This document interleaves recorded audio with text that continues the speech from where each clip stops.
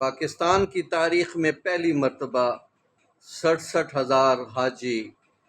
حج کی سعادت حاصل نہیں کر سکیں گے، اور کل اس حوالے سے عازمین حج کو لے جانے والی پروازوں کا آخری دن ہے، مگر حکومت سمیت تمام کوششیں کرنے والے ناکام ہو گئے، اور 67,000 حاجی جو ہے وہ حج پہ نہیں جا سکے ہیں، اور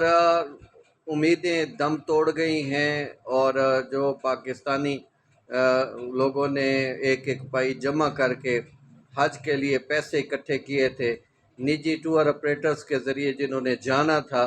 مگر وہ پیسوں کی ادائیگی کے باوجود بھی